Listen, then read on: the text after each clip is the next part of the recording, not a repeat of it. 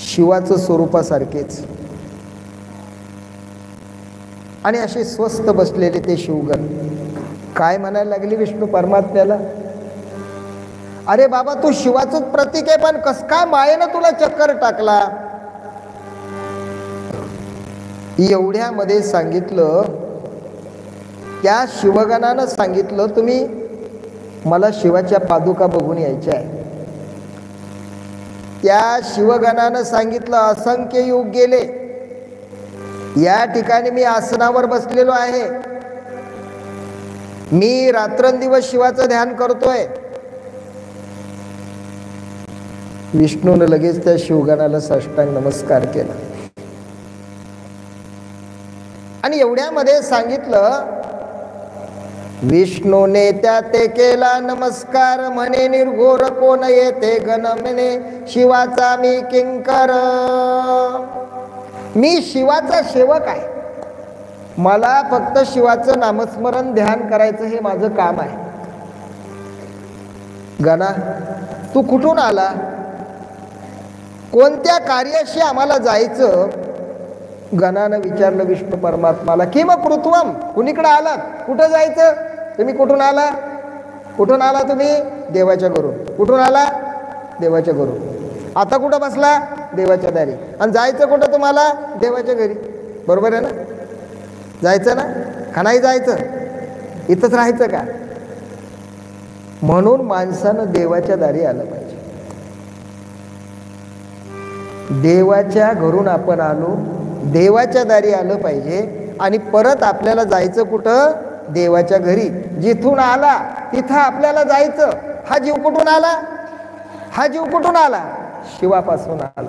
आणि जाणार कुठं, याचं गंतव्य शिवापर्यंत आहे. जसं पाणी पडलं की बाष्पीभवन होतं, ते आकाशात जातं, आणखीन ढग येते, आणखी पाणी पडतं, ते पाणी आणखी समुद्रात जातं, आणखी बघा बाष्पीभवन होते ना आकाशात जातं. तसं जन्माला यावं लागतं, परत शिवाकडेच जावं लागतं, शिवाकडून आणखी परत इकडंच यावं लागतं. अशा पद्धतीनं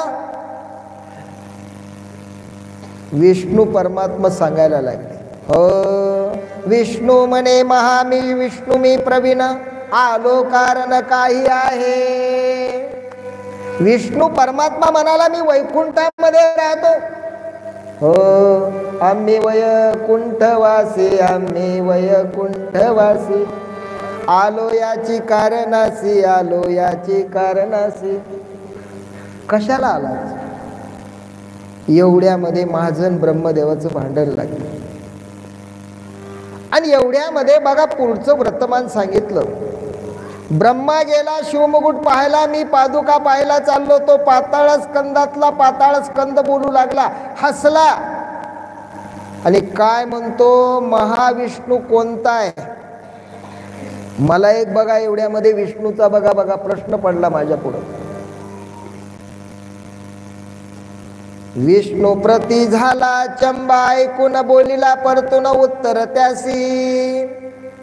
महाविष्णू या त्रिभुवनामध्ये मी एकटाच आहे.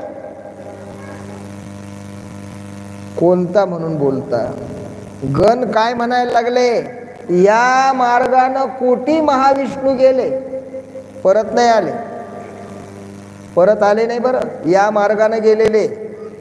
आजा गेला, पंजा गेला, बाप गेला, परत आले का कोणी, आले का तुमचे कोणी परत भेटायला नंतर गेल्यावर, नाही. अरे बाबा, या मार्गाने असे हजारो विष्णू गेले, कोटी विष्णू गेले, पण परत आला नाही. परतोनी आला ऐसा नाही. हे विष्णू परमात्मा तुम्हाला मायेनं आवरण घातलं. तुम्ही पाय पाहायला गेले ना, एकदा एक नाला तुमच्या मंदिराच्या पुढे नाला आहे, हा नाला कुठे गेला, समुद्राला. परत येईल का तो. एकदा जीव हा शिवाकडे गेला की तो शिवरूपच होतो. तसे जेवढे विष्णू आले, जेवढे पाताळात गेले, ते परत नाही आले. परतोनी आला ऐसा नाही, अजून आले नाही. विष्णू परमात्मा दचकले, नवल वाटलं आणि एवढ्यामध्ये सांगितलं, पद्मा